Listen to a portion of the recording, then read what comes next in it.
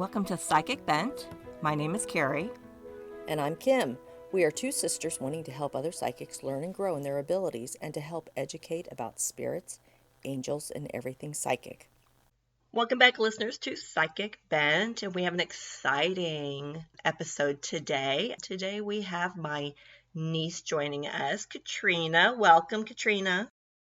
Thank you. Happy to be here. Katrina had to get up early to do the podcast, so she's really loving us right now. It wasn't too early. She does have to work, everybody, so. Don't we all? Don't we all? Today's episode, we're going to interview Katrina, and Katrina is going to talk to us about growing up with abilities in a house that is more open to abilities, I would say. Is that how you term it, Kim? Yeah, I think so. It wasn't, oh, you're not seeing that kind of environment. It was a definitely, okay, let's go on. So it was a different way than how we were brought up, obviously, and of course a different decade, so that would make a difference as well. But Katrina also directs musicals and plays and such, and so she spends a lot of time in theaters. And of course, I don't know if everybody is aware that most theaters are haunted, so I think we're going to get into that area as well. So, Kim, you want to start us off with grilling your daughter? Sure.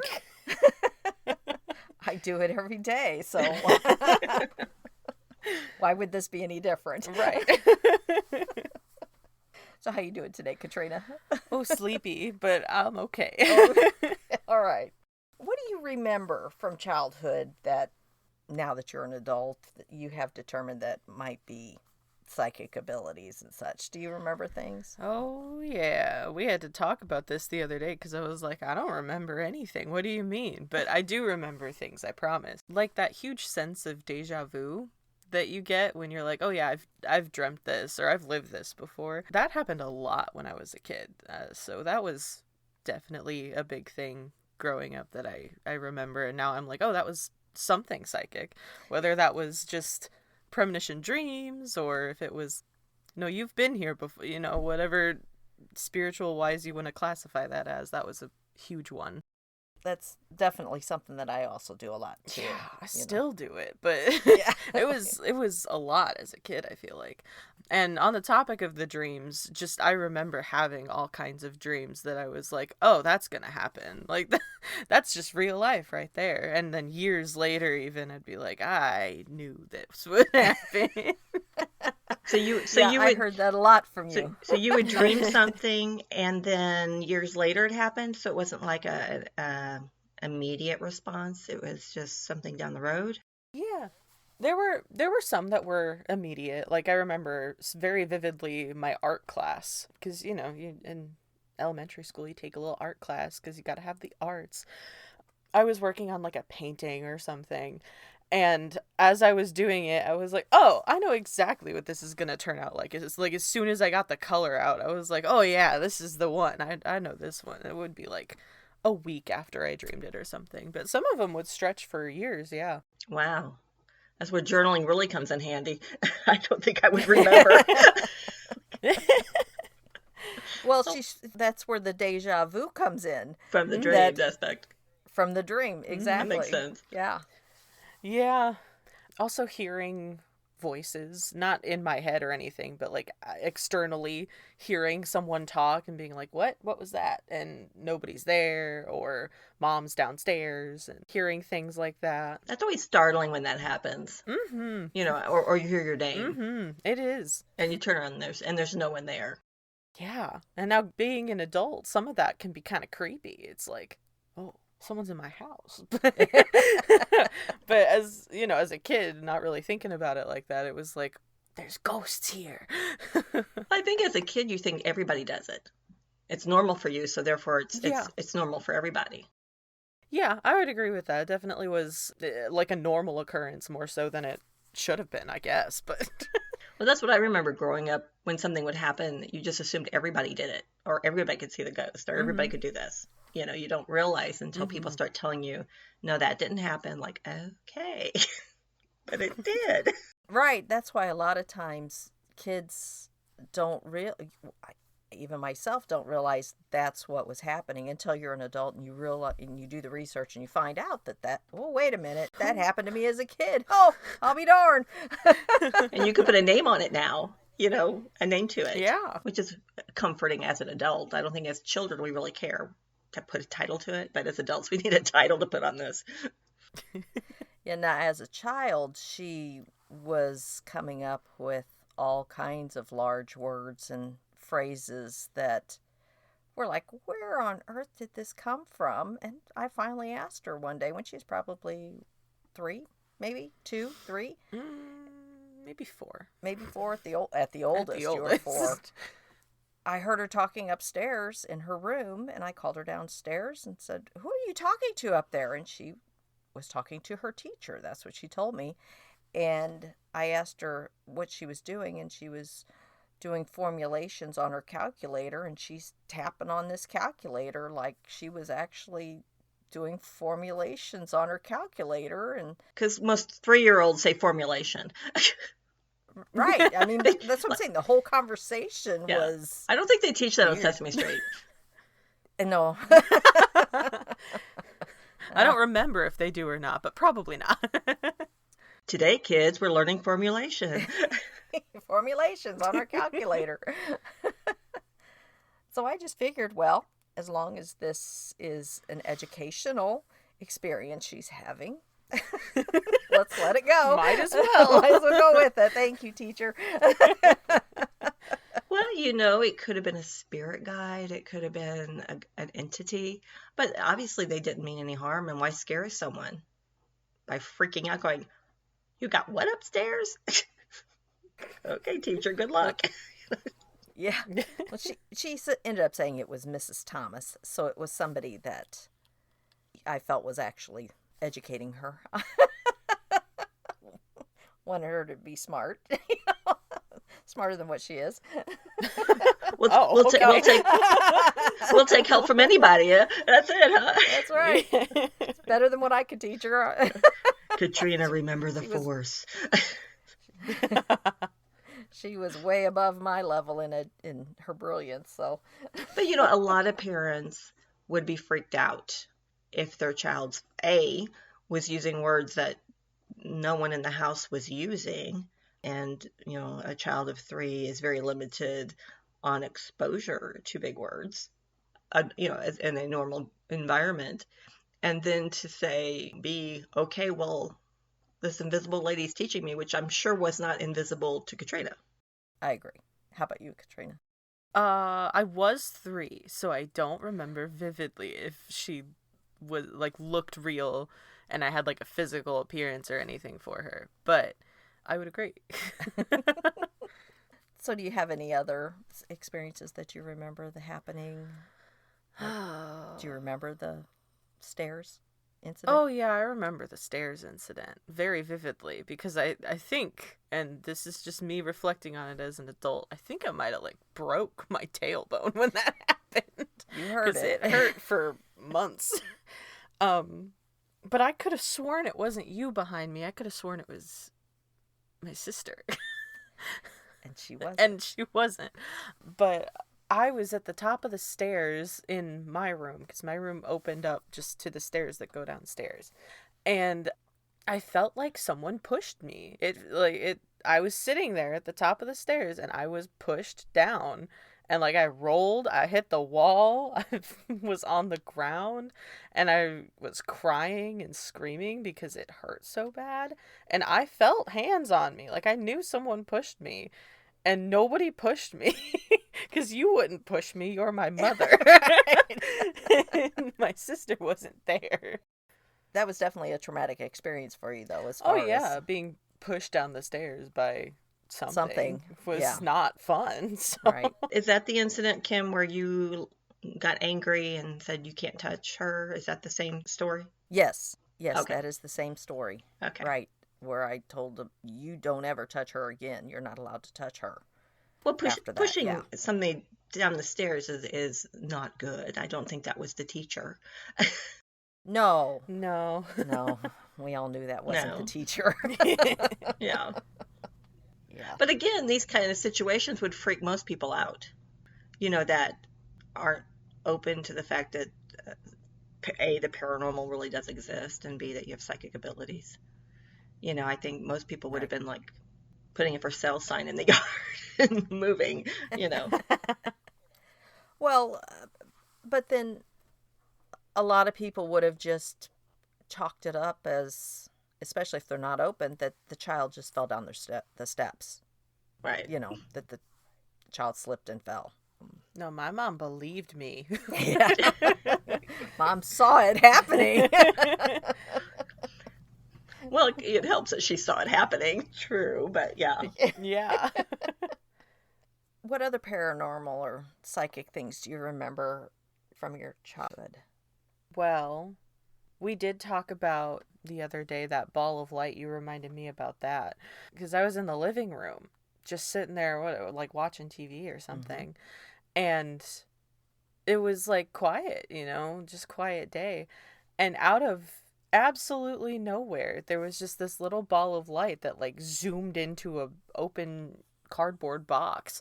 And I was like, oh, that's weird. And it made a noise too whenever it hit. It sounded like bells. And I don't know if it's because I don't know if anything was in the box but it was like something hit inside the box and moved it a little and made sound. I was the only one in the room that saw it, but you heard it and you came in the room. You're like, what was that? And I was like, it's a ball of light. It just went into the box. I don't know. I was very calm about it, but it's like the ball of light, it's just in the box. So Tinkerbell basically flew in the room and hit the box, and you were alarmed. Yeah. That's kind of cool. Who do you think the ball of light was? I have no idea. It was really strange because I was facing the doorway from the kitchen, facing the doorway to the living room, and I just happened to have caught what I saw, a tail in glitter of something go by into the doorway. I didn't see the whole ball. I just saw I know that's a weird description, but it was like a shooting star. How it has a tail is what I saw, was a tail, and heard the jingle of the bells, and the box hit. You heard the jingle, the box rocked a little bit, and I said, what on earth are you throwing in there? And she's like, nothing. It was a ball. I didn't throw it. It wasn't me. I don't know what. Was there a bell in the box? I don't think so. But No. I can't tell you, but I don't think there was. Nobody wanted to go look in the box. Is that what you're saying? Well, I just don't remember. Well, she was talking about this ball that hit into the box, so I went and looked in the box. There was nothing in there. You have to remember that when she was real little. So no bell or anything. Right. When she was real little, she loved climbing in boxes, just like a cat. So. Well, maybe when she was real little, she was going in she was playing with the little ball of light in the box. Maybe. Who knows? But it was a really strange incident, I mean, we don't know what the bells meant. There weren't bells in the box. It was definitely something went into the box. To my knowledge, I mean, I wouldn't have known. Most people signify bells with angels. Oh, okay. Well, I mean, usually bells are tied to angels. So did you ever research, Kim, preparing for the podcast, what bells meant? No, I'm sorry, I did not do that. I was just curious.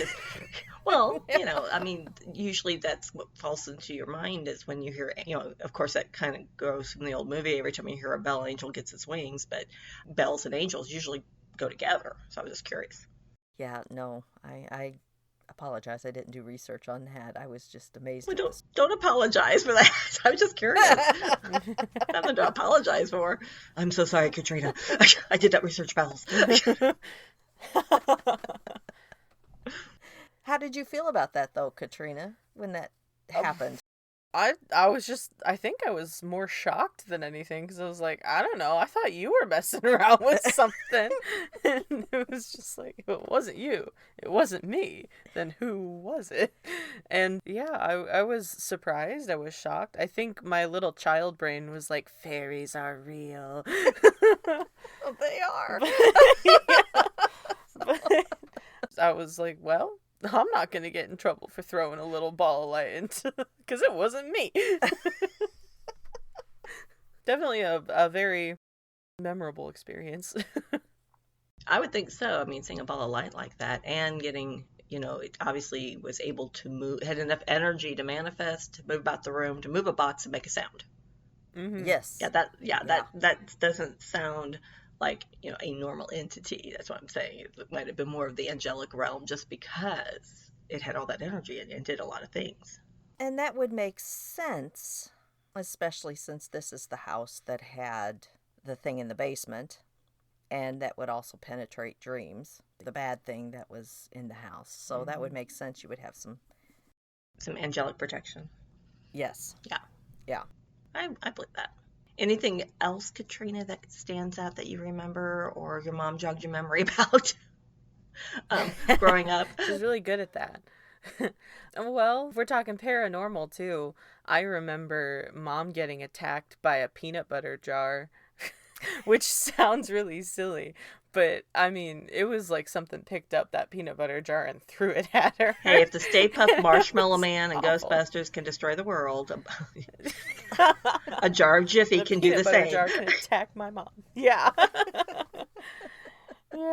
Yeah, I remember that very vividly because I was watching her dig around in the cabinet because we were going to get a snack or something. And I just watched this peanut butter jar just out of nowhere. It was like it came parallel to the shelf, like just out of the thing, and then dropped onto her foot. It was really rude and disrespectful. Well, Kim, were you looking for peanut butter? No. Okay. Because, like, when I was making the cinnamon rolls and the cinnamon shot out of the cabinet and hit me in the shoulder, I was actually looking for the cinnamon. So I didn't know if maybe that's like misplaced energy or... Yeah, or it was trying to be helpful but overshot it. Could have. Because that's what happened with me with the cinnamon. The cinnamon came shooting out. And then I was doing an EVP session at the time because I could sense that there were things in the house with me at that particular time. And after it happened, I said, well, that wasn't very nice. And when I went back and listened, I heard, no, it wasn't. No, it wasn't. No, it wasn't. But so but it wasn't a malicious, no, it wasn't. It wasn't like, yeah, no, it wasn't. Try it again. It wasn't anything like that. It was just, no, it wasn't. So it was an accident for me. But I don't know if your peanut butter situation was an accident. Yeah, no, I wasn't looking for the peanut butter when that Okay, I was curious because yeah, no, weird things happened there. Yeah, a lot of weird things happened there. Well, I never liked the stairs in that house. Never did like the stairs. No, No, the stairs were a problem. Yeah, they had a creepy vibe. Mm-hmm. So anything else from the childhood that you remember?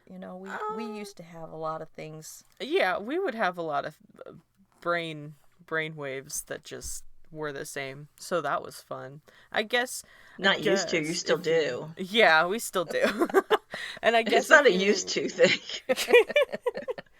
If you're being skeptical about it, people can just say, oh, well, you guys are just really close because I'm your only child and we spent a lot of time together.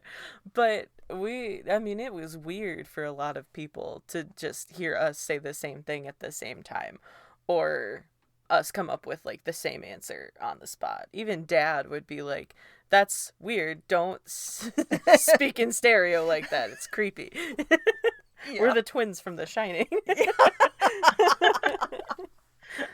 Wow. Yeah. Okay. You both have abilities, and you grew up together. You grew up, and you basically guys did grow up together because raising a child, there's a bond there. But I think you tapped into you were definitely born wide open, Katrina, with your abilities, and so you both probably just started doing it, not realizing you were linking each other psychically. Yeah. Yeah. Because there are times where my friend Sierra, we were in the car, and I don't even remember if we were telling her about it or what, and then it just happened. But we said something in exactly the same tone at the same time. It was just the same energy, just right out there in the open. She's sitting there in the backseat like, what? I've never heard people do that before. She's like, did you guys practice that? And we gave her the No. same, no, we didn't. It just happens. happens. Exactly. Yep. So you guys have been creeping people out for the last how many years? At least 20. Well, it's always good to have a party game, so that could be your party game. Yeah. If you get your mom to a party. My little party trick. Hey guys, watch this. Yeah. Yeah. And it's also not so much in my childhood, but more in my like teenage to adult life. We're just in each other's minds all the time. Which is a scary place to be for her sometimes, to be in my mind. It works the same way. I wasn't going to say anything. Yeah, we're just in there, just talking to each other. She'll be like, Katrina, text your mother. And I'm like, hey, Mom, in a little text. And then I'll do the same thing to her. I'll be like, man, I miss my mommy. I wish she would message me. And then she'll send me a text. You two are a mess. Yes, Yeah. we are. So how do your friends act around you now because you have abilities. And What do your friends know? You have abilities. What do my friends know? do your friends know? Some of my friends know. Some of my friends, it just has never come up. Like Kayla, who we told about this podcast. She had no idea until you told her about the podcast. I outed you so bad. And she was like, Kat has psychic abilities? You never told me that. And I was like, well, I don't sit here and advertise it, you know? I'm not trying to make money off of it. I just live and things happen. But some of my friends do know. Like my friend Ducky, he also has some psychic stuff going on there. Shout out to Ducky in North Carolina. Ducky! Ducky from Kentucky. Yeah. Yeah, he has some like psychic abilities as well. And we talk about it. We bonded a lot in college about it, actually. And we're still friends to this day. And of course, your bonus child knows. Yes, bonus child knows. She's experiences it many times. Yes. I was going to say, how could she not know? Yeah. Yeah, she's been around for like most of my life. So First grade. Yeah, she'd have to be a La La Land if she hadn't figured it out by now. Yeah. But yeah, some of my friends do. Some of them just, it just hasn't come up. Well, you don't need to let everybody know anyway. Yeah, they'll find out. They'll figure Yeah. it out eventually. Yeah. I mean, I have friends that don't know about this podcast, and they don't know that I'm psychic because, it's not something that they need to know. Mm-hmm. Right. And I'm okay with that. Yeah. And if they need to know, they'll find out. It's fine. Yeah. If they're supposed to find out, they'll find out. Mm-hmm. And people don't need to know every aspect of your life, but those that are close to you, need to know because it's going to show up. Right. It'll be out there. But since she was little, because she didn't go to preschool, she went right into kindergarten. But I would say since kindergarten on, her friends have always come to her for their advice, for the empathy, the empath in her has always been there. Mm-hmm. And they're always, using her as someone to always talk to and to have the compassion and the such that the empath has, the emotional empath has. That is very true. I always had people come and ask me for advice or just like dump all their stuff on me and be like, oh yeah, here's all the things that are happening for me right now. And it still happens. I still just sit here and I'm like, uh-huh, uh-huh. And as a child, you're like, can be overwhelmed with that because, even children have overwhelming things in their lives that they're going to dump on you. Or Mm-hmm. high school was horrible. The amount of things that people came up to me and said on what was going on in their life. And I'm like going, okay, I'm not even your friend. Okay. It's like, Yeah. The I'm not even your friend is still like happening to this day. yes. Because I work with the public. I work in retail. At my first retail job, oh my gosh. It's like you're standing there at a register just checking people out and they tell you their life story. I'm like, wow, Yeah. that's cool. There were days where I had like 100 customers and at least half of them would tell me just so much information about their life that I really don't need to Yeah. know and that I don't know Right. if it was But, therapeutic for them, but I hope it was. well, they sensed that they could unload on you, and you as an empath more than likely absorbed Mhm. how they were feeling, and they felt better. Mhm. I've Because always I been mean, very absorbent. yeah, I mean, I'm not sure if I should congratulate you on that or not, because that sounds really weird. Yeah, weird sentence, I'm but very absorbent. I'm better than Bounty. I'm the quicker picker upper now. I was waiting for that. I had it going on in my head like someone picked this up. I should run with it. But because I worked retail for 30 years in the jewelry industry, and being psychic and being empath, it helped my sales. Oh yeah. Because people, first of all, you can develop a sense of trust with someone but you also you kind of get the inside scoop on what they're really looking for. But you do have the ones that just keep on talking and talking. And I kind of learned, and I know this is probably rude, but when I was in a jewelry store at a mall setting, and I learned that if I would kind of take a couple steps towards the door, they'd follow me and continue talking. And basically, I'd walk them outside the store, and they'd be in the mall. And then when they stopped, I'd say, okay, well, thank you so much. Have a great day. And I would go back in, and they kind of looked a little concerned on how they ended up outside the store. But it was like, take a couple steps, they follow. Take a couple steps, they follow. I mean, it was a process, but Yeah, you get them out eventually. yeah, that's how I had to develop kind of my own little, okay, I can't take any more of your stuff. I'm full, so I need to get you out of the store, and there's no reason for you to come back in, really, right? Right. So it might have been rude, but it was kind of my own self-preservation, like, okay, we're done here. I can't do anymore. We're done. Mhm.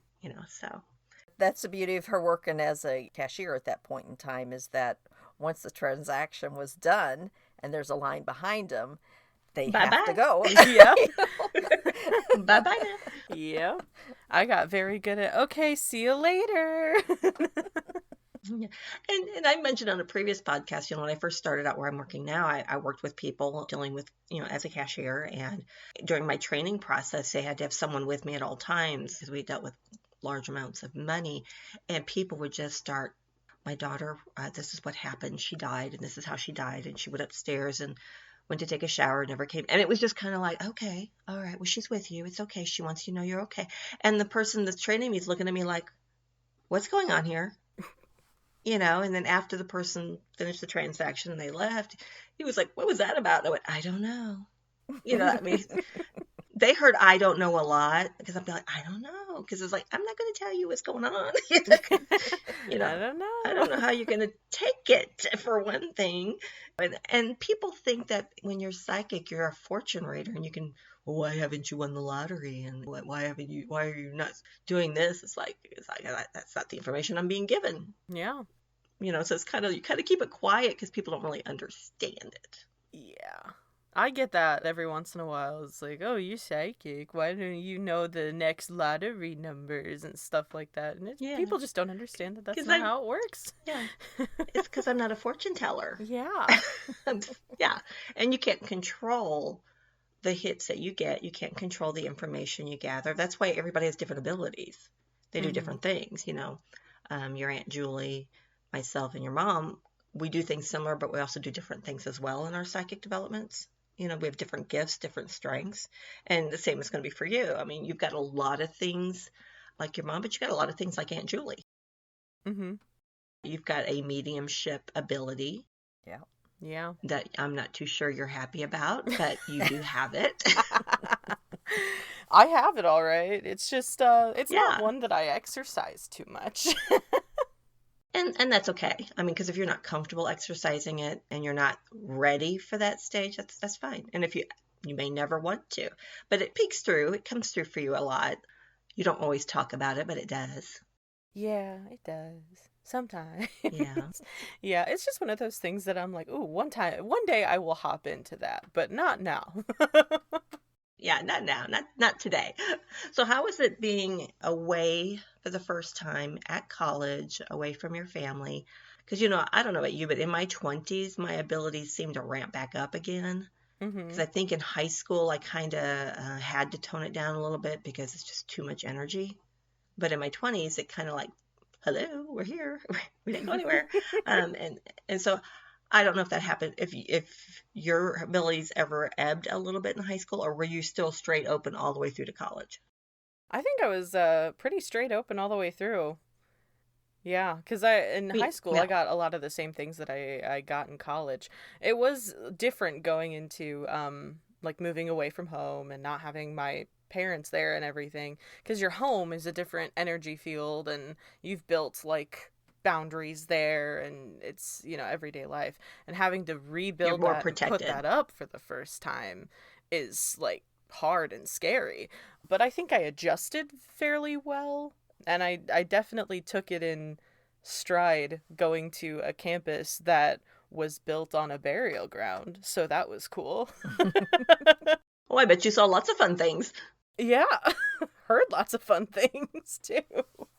What's funny is we know that there's a lot of campuses that are haunted. Hmm. It just seems like the older the university or college, the more haunted it is. And then where you went, you had performing arts was a big thing. Hmm. And that seems to draw entities as well.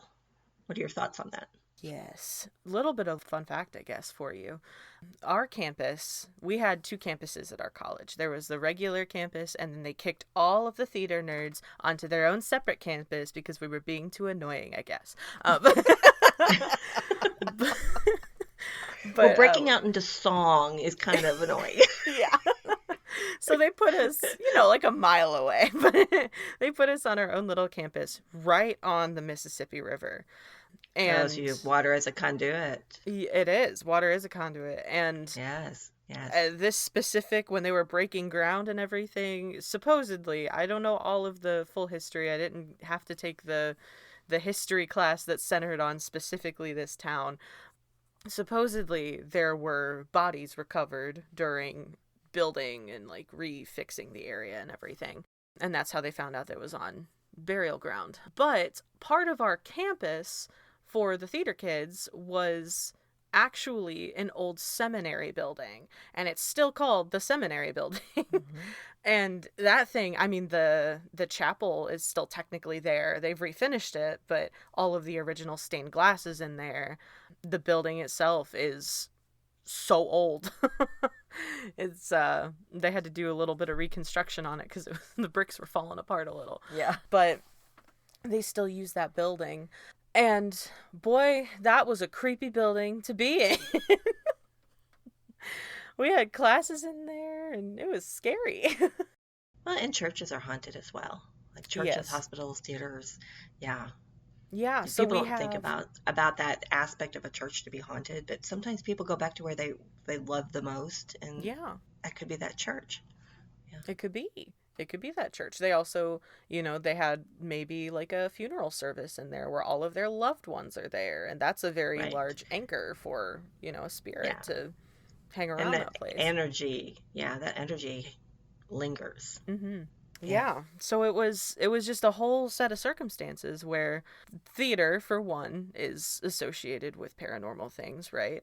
Next to water, which is conduit, and the Mississippi River, giant river water source, inside old church that has had reconstructive surgery.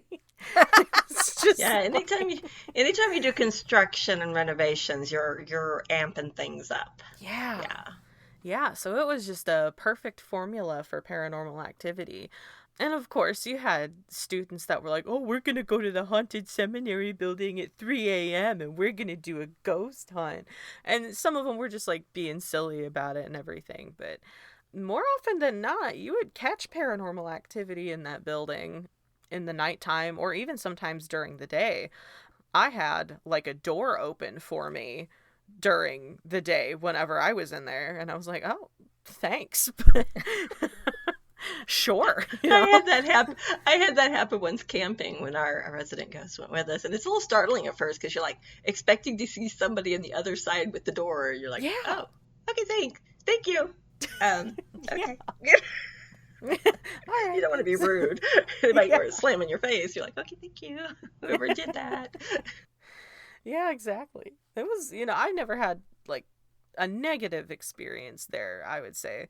But there were definitely people who would mess around with like Ouija boards and stuff like that and just go in there and they're like, we're trying to stir up something bad. I'm sure they did with the Ouija board. And it was a very big thing among our little theater community to go into the seminary building and just tear it up, just try really hard to get something to happen, which is disrespectful to the spirits, I think. And I never really took part in the let's go in there at 3 a.m. and find the devil or anything like that. But I would always approach the building with like much respect because there was a lot that happened in that building and you gotta respect the people that are still there. So with theater, it seems like that there's been a strong history throughout the centuries of paranormal things or energies happening. I mean, because look at all the superstition tied to performances and stuff. Mm-hmm. For example, you can't do Macbeth, is it? Yeah, you can't say Macbeth is what it is while you're doing a production. And that's a fun one. We'll talk about that one first because I think it's the most widely known amongst theater students and actors and professionals. So Macbeth, the play, is cursed, they say, because I think the history behind it is like the first performance somebody actually died because the prop knife was a real knife or something.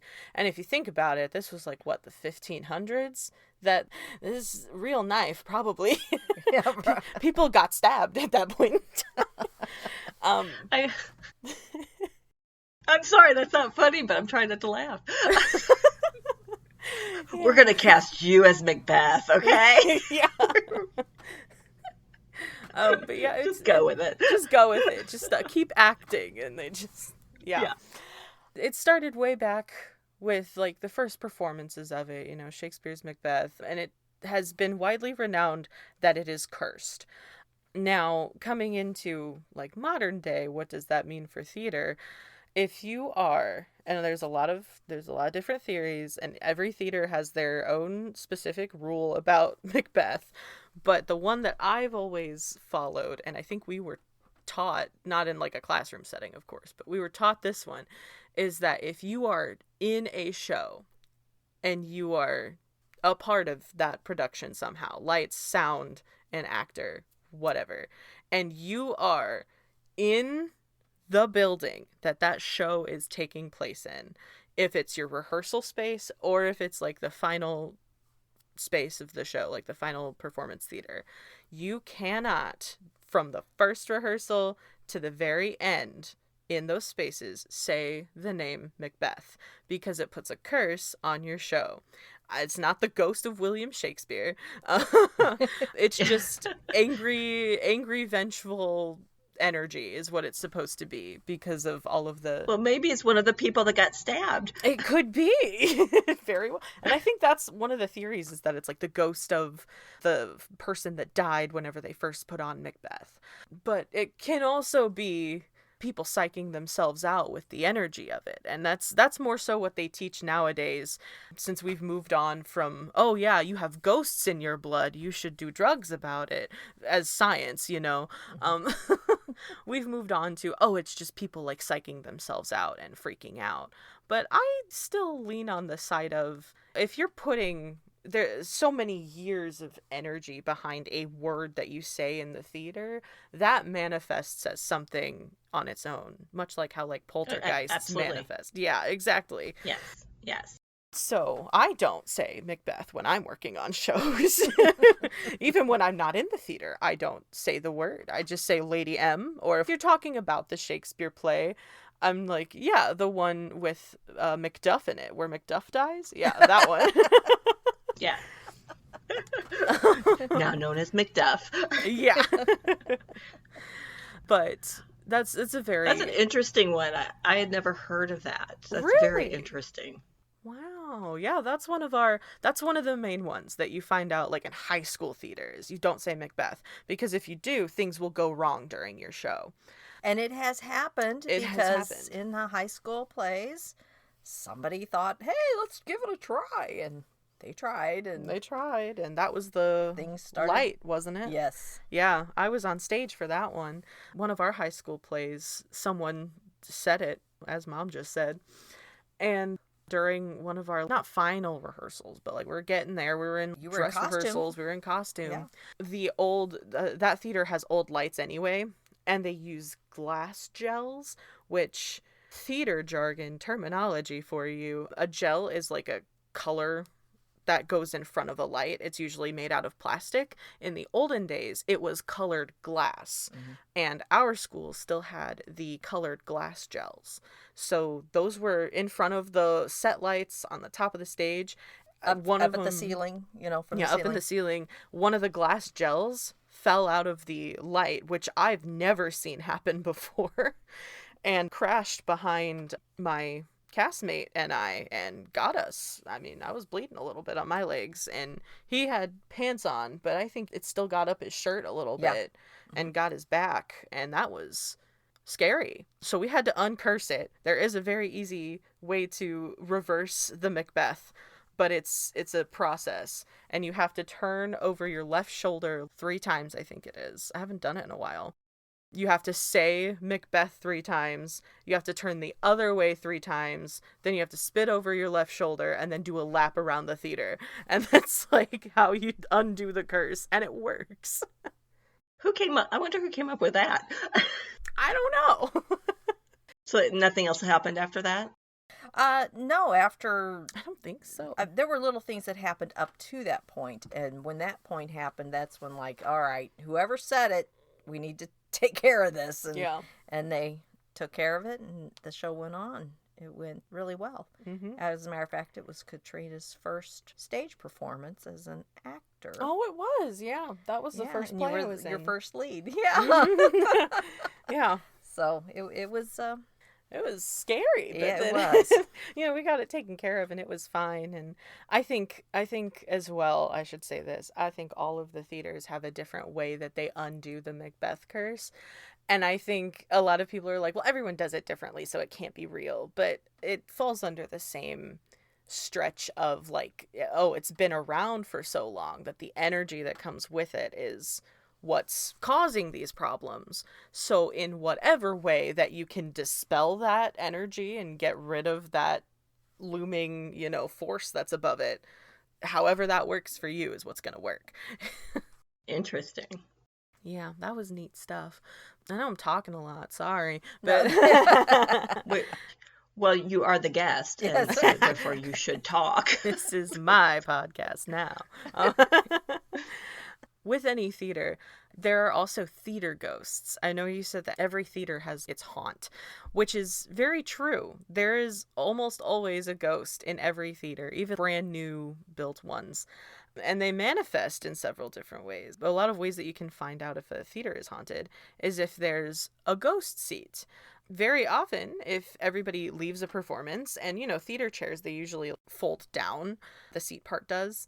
If you leave a performance, or even if you're coming into a performance and there's a seat already stuck down, there's a ghost there. That's the theater ghost seat. They're going to watch the performance that night. How exciting. Theater, a lot of people think that it's just like a silly thing that tech students do, or like the tech that's working on the show, the crew just put a seat down for the ghost or whatever. No, we don't do that. If you come in and there's a seat already down, it got there on its own, and you shouldn't sit there. A lot of people don't know you shouldn't sit there, but you shouldn't sit there.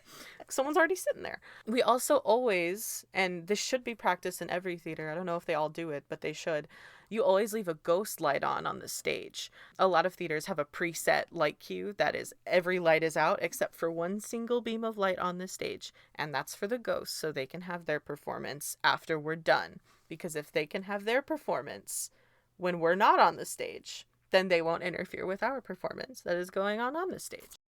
That makes a lot of sense. Right? Yeah. Because they're there to act out what they want to act out, and you want to act out what you want to act out, and they don't always go together. Exactly, yeah. But there's also another handful of curses and like, oh no, this is scary. You can't do that on stage. Like I had someone in theater whose rule of thumb was you cannot put your left shoe on until we're at places because it would mess up the show. And I was like, that's a little silly, but sure, whatever you believe is what you believe. I'm gonna put my left shoe on. Um,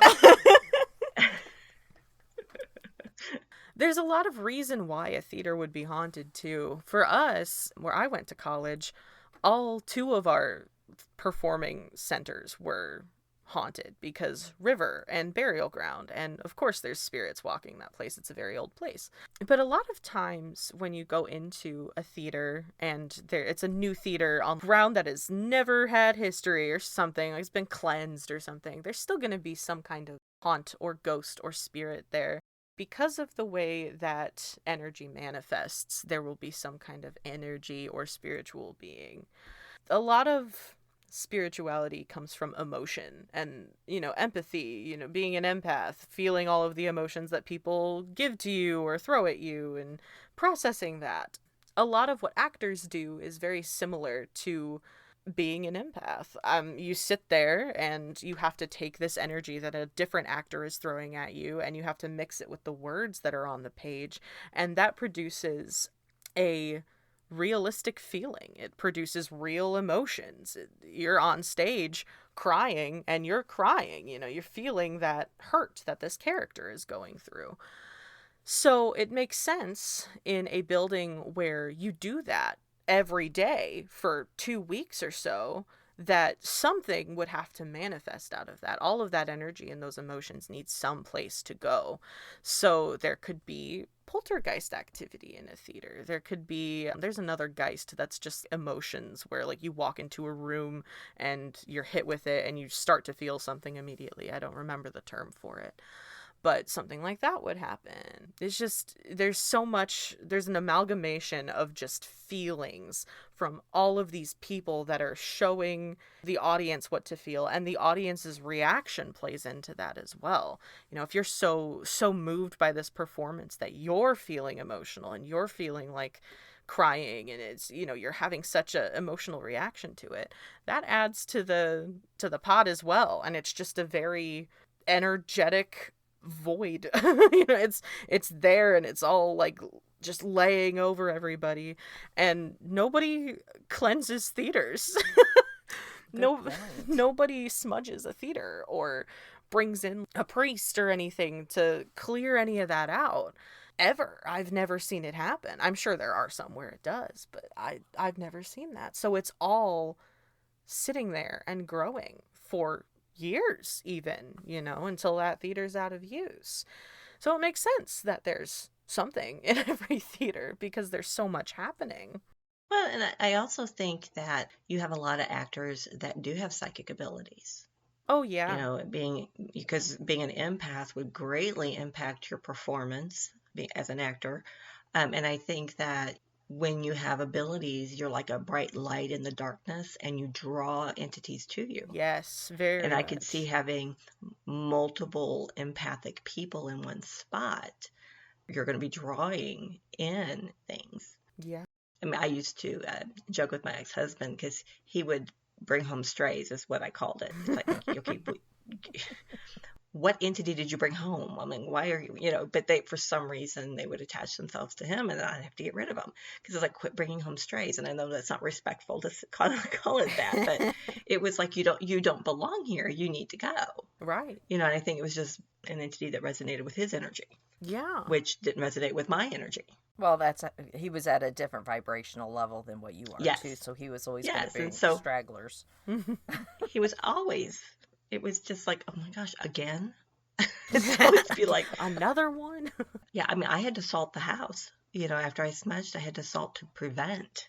Mm-hmm. And so then he'd complain that there's a guy in the garage keeps, following him around in the yard. I'm like, well, I didn't salt the garage, okay.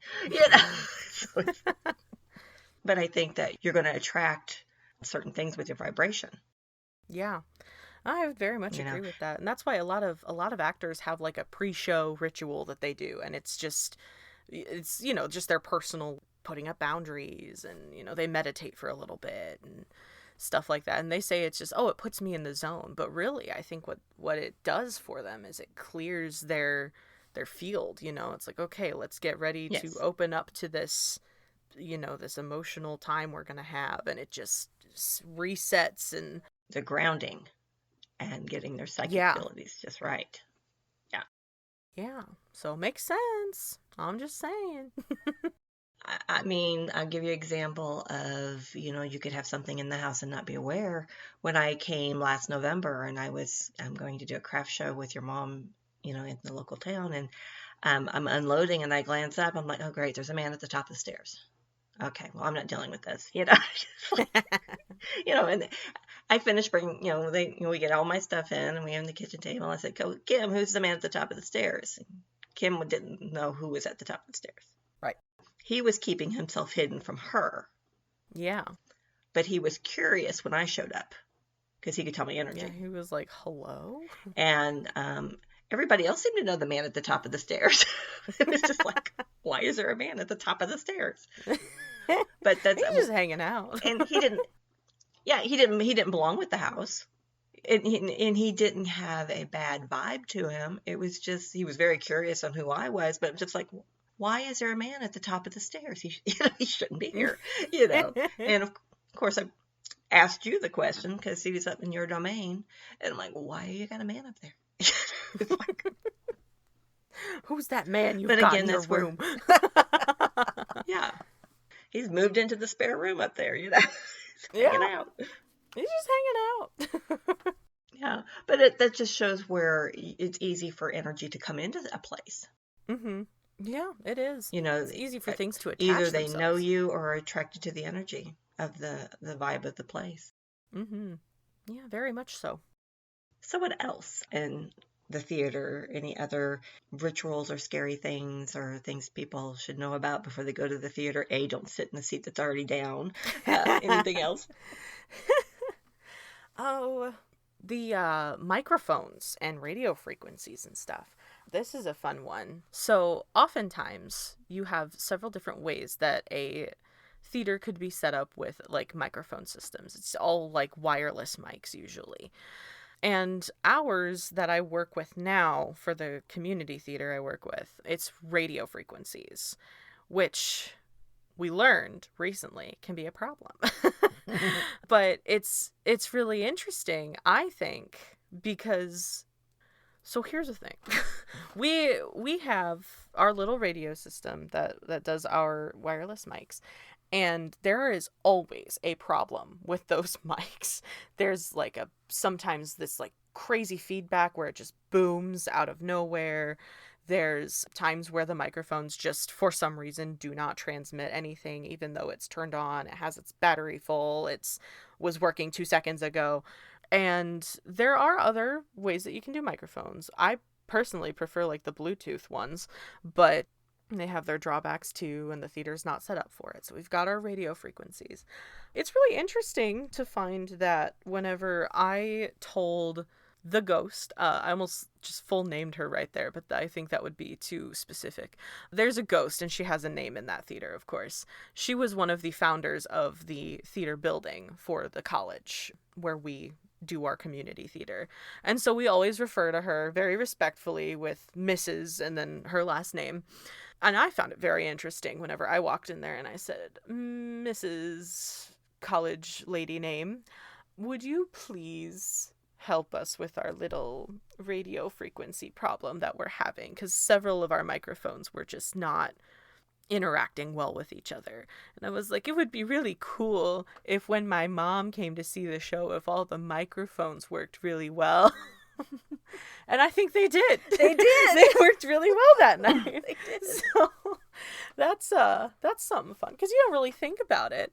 But you know, like spirit boxes are just radios that are scanning so fast. That's correct. And that's how the Right. ghost communicates with you. And I'm like, well, radio frequencies, like 30 different radio frequencies going in a room all at once, could very easily That's be a lot of energy. Yeah, that's a lot of energy, and that could very easily be interfered with by something floating through the air or that wants to mess with it.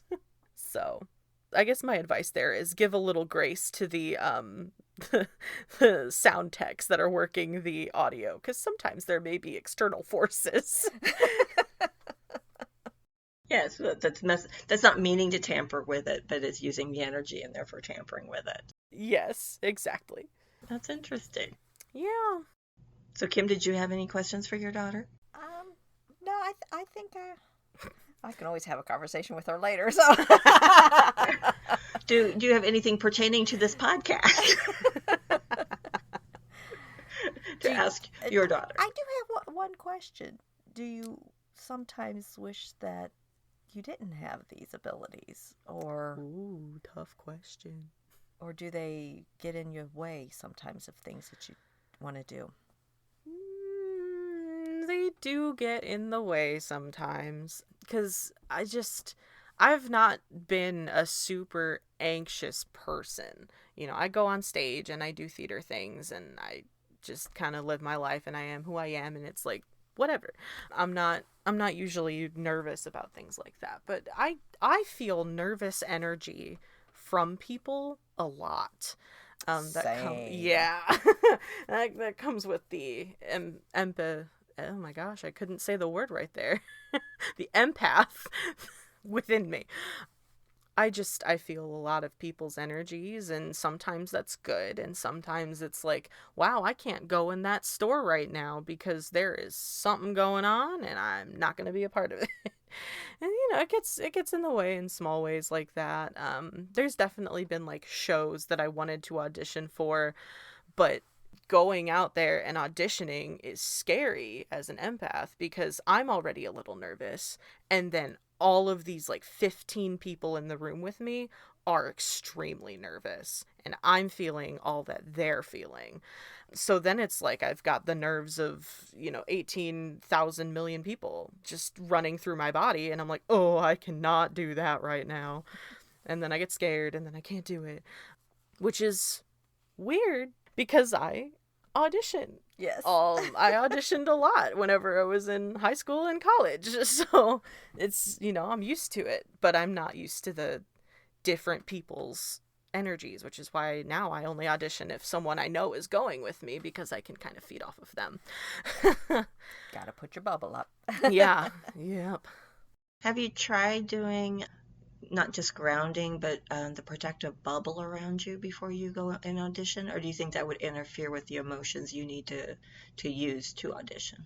It's a tricky thing because, yes, I have put up a little protective barrier before an audition before, and it was fine. But I do think that was one of my weaker auditions because I wasn't tapping into that which is around me. I was just using what I had in my brain, and it wasn't the same.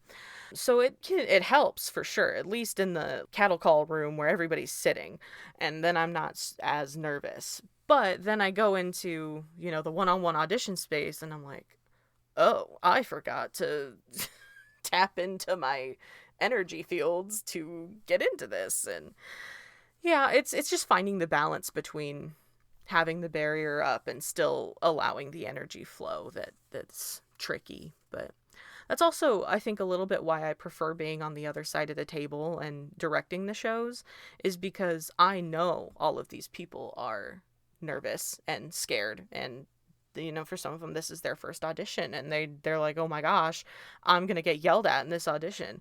But then they walk into the room and I feel their energy, and I'm just like, hi, how are you? Let's have a conversation and let's tone some of that down before I use the empath to slurp some to absorb, as we said earlier, because I'm bounty now, to absorb.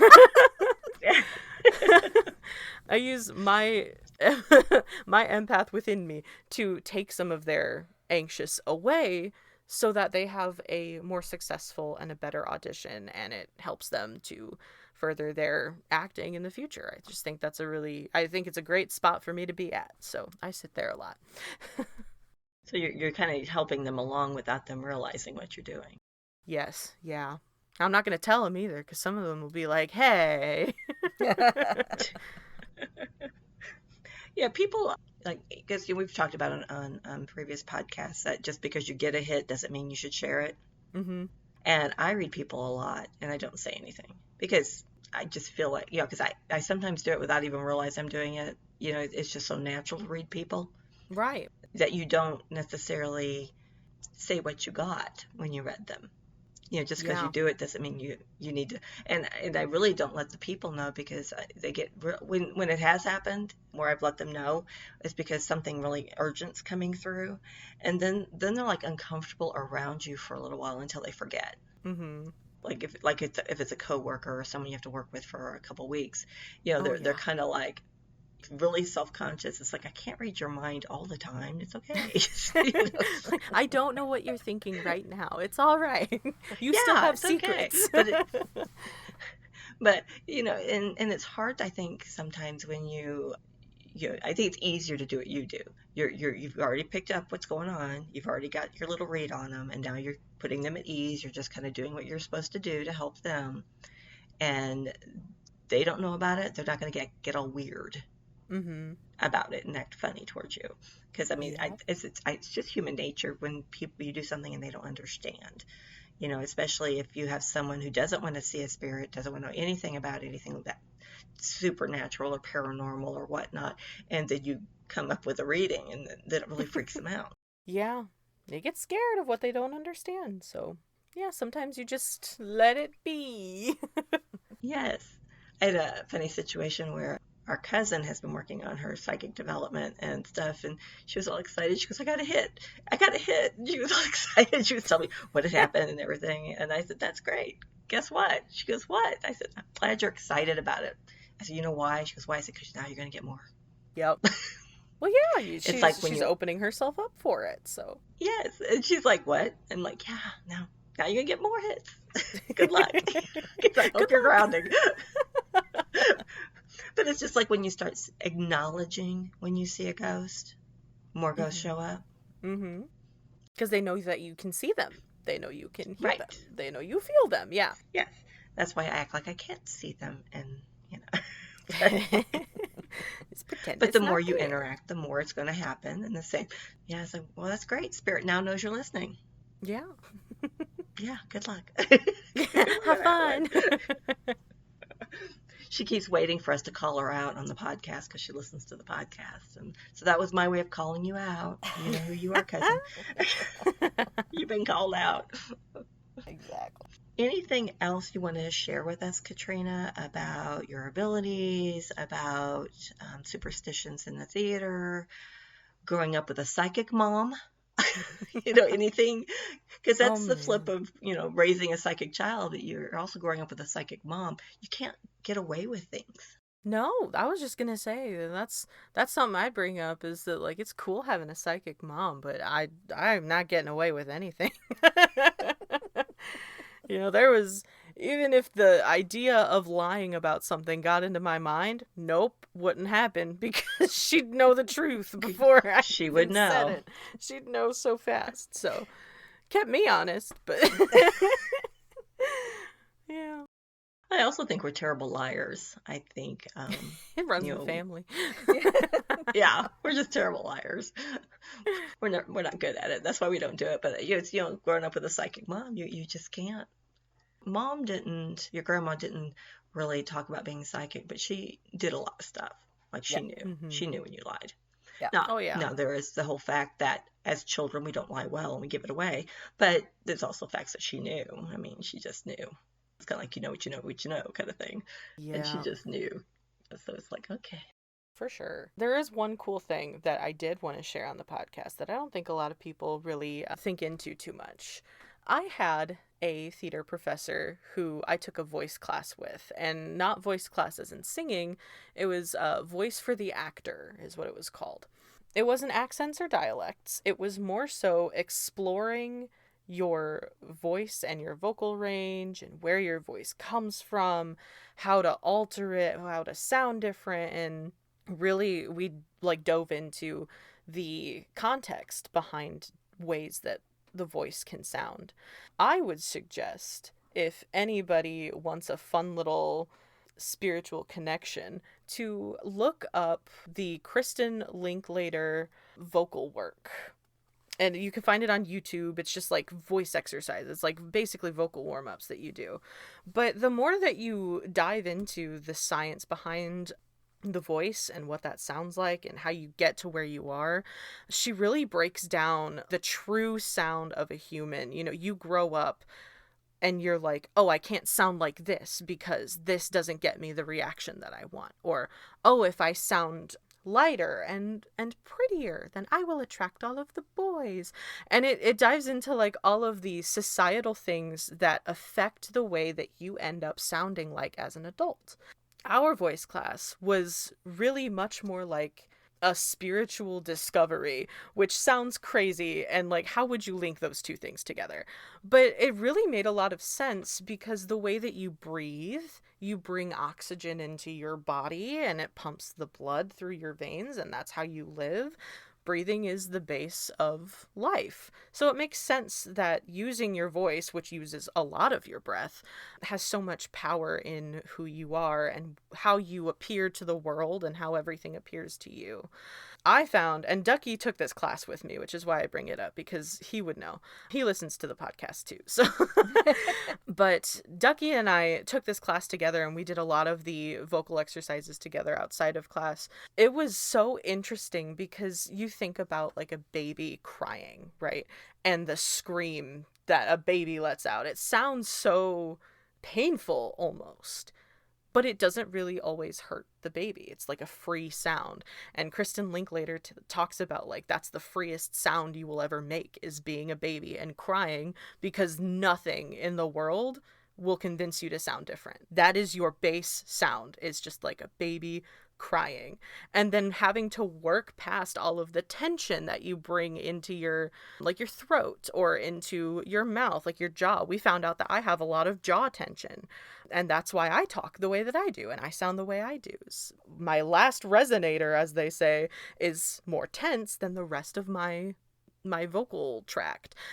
And really, honestly, doing those vocal warm-ups became part of my barrier ritual. That sounds crazy. I know it probably doesn't make a whole lot of sense, but just like sitting there and doing the grounding deep breaths and reaching the lowest part of my vocal register and working all the way up through it. I mean, it can be a very helpful experience because you're building your voice up and it puts all of this power behind what you're doing. It helps you command a room or command the energy.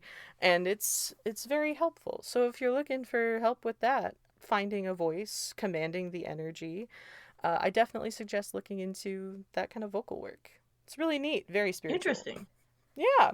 Very interesting. Yeah. And I'll put on Facebook who this person is, and Yeah, a I'll link get you a bio. Yeah, get me the bio so that you can check that out. But just think about that. The whole description that she did is the whole chakra system. It is. But, when you think about it, though, a lot of people, when you do your ohms and different chants, you're kind of doing things a little differently. So it kind of makes sense. It does. Yeah. That's just a really cool thing that I think not a lot of people would consider, is that the voice is such a base part of everything you do, and it's part of your spirituality too. Yes, that it is. Very cool. Well, thank you, Katrina, for getting up early. Of course. And joining us on the podcast. Hopefully we can have you back again. I was just going to be quiet, but then I broke. Yes. That was meant with silence. Yes, I will gladly come back. Awesome. Kim, anything else from you? No, I think that covers this episode. But if you'd like to reach us, if you have any questions, ideas, suggestions, you can reach us where, Carrie? At Psychic Bent Podcast on Facebook. Or you can reach us by email at psychicbent1@gmail.com. Thank you, everybody, for listening. Bye. Bye. Bye. May your light shine bright. Thank you so much for listening to our podcast, Psychic Bent. If you enjoyed Psychic Bent, please like, follow, rate, review, and subscribe wherever you listen to podcasts. We can be reached on Facebook at Psychic Bent Podcast. Our email address is psychicbent1@gmail.com. May your light shine bright.